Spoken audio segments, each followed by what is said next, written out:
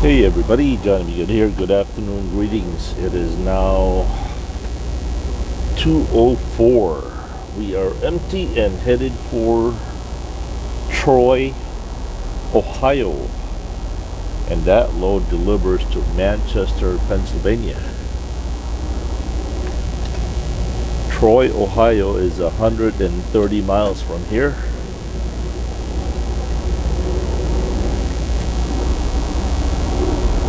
Tried to call the broker and that was put on hold for a very long time, so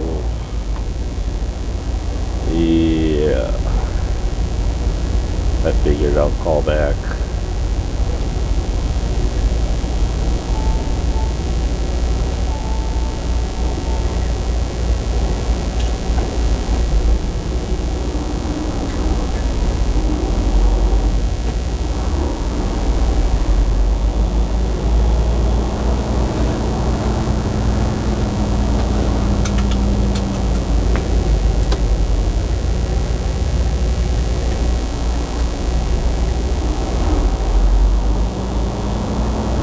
Hopefully the traffic in Indy is not that bad yet.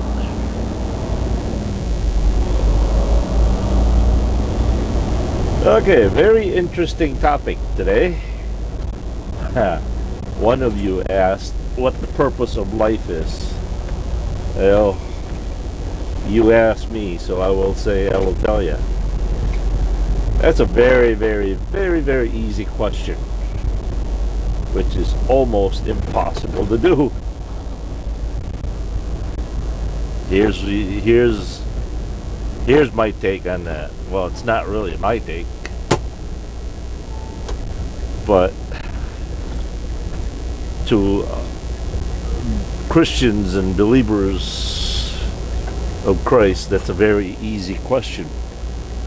Purpose of life is to glorify God through Jesus Christ, or one and the same.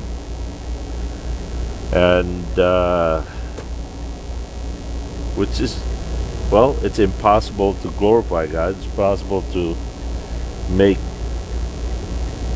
God happy without Christ, because without Christ we can do nothing, but with Christ we can do everything.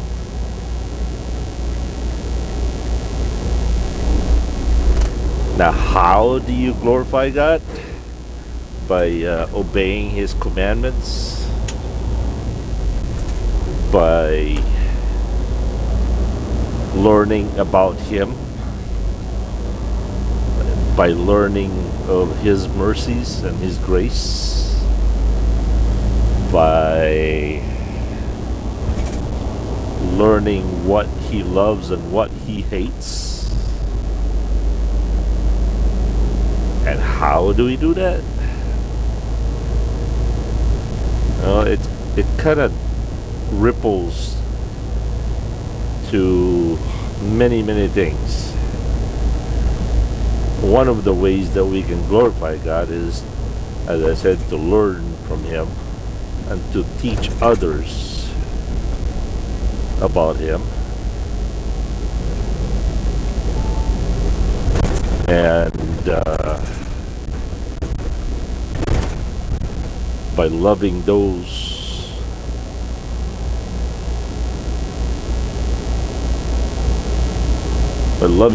people, that praying for those who will hate us, and forgive those who do wrong us, does us wrong. It's been said that the easiest, simplest way that we can become like God, not be Him, but to be closest to Him, is to forgive, which is within our power to forgive someone. We don't need any special power to forgive someone. But whenever we forgive those who wrong us, then that is the closest thing you'll be Oh, his cam lock dropped.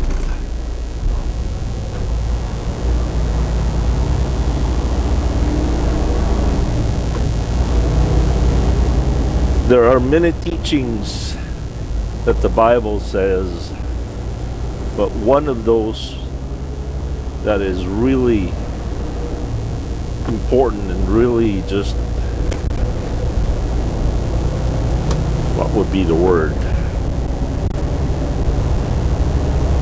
As I said, to be like Christ is to forgive someone just like he forgave us, or forgave those who asked his forgiveness.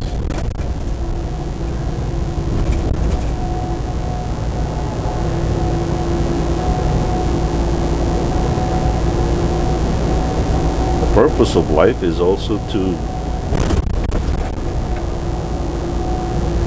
believe it or not, multiply and follow his teachings. To have a family, to have children, and teach them the ways of the Lord.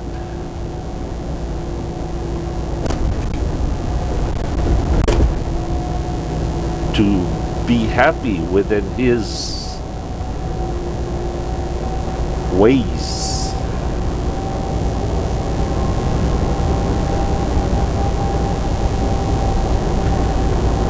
One of the greatest ways that we can glorify God is to learn from him.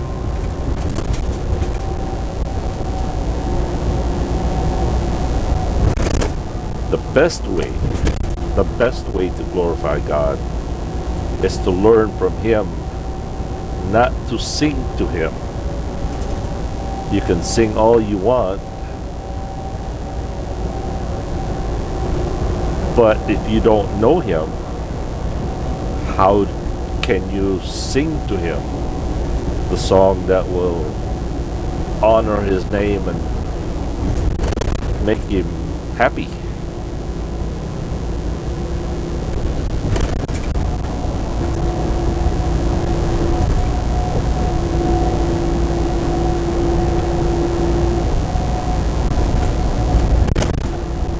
Put it this way, God did not save us to save us. God forgave us and saved us so we can lead others to Christ.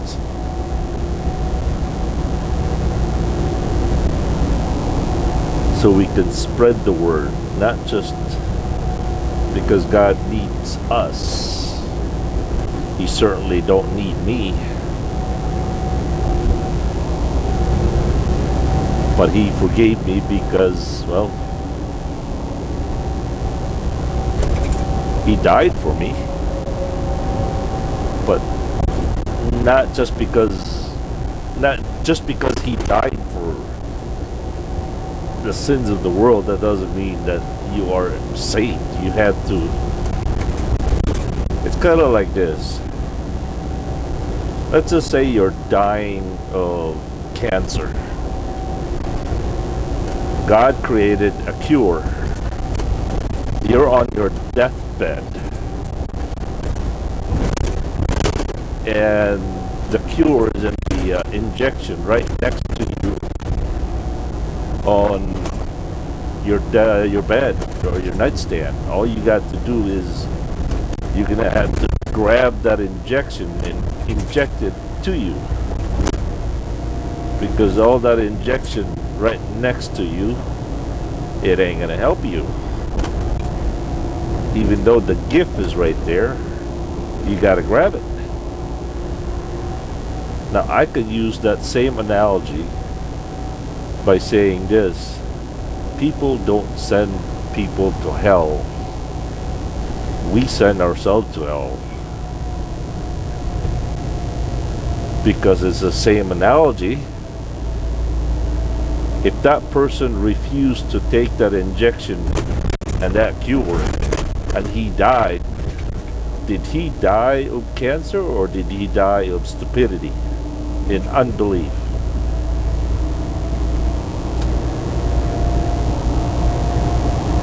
Yes, you died. The person died of the cancer, but ultimately what led him to die? Was it cancer, or was it his unwillingness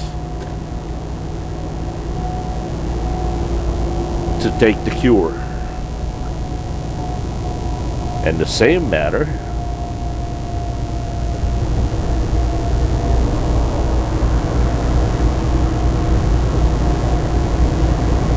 the free gift of salvation has already been provided. Christ died 2,000 years ago. The gift is already there. It's available. The cure is there. The cure for sin is available. But if you don't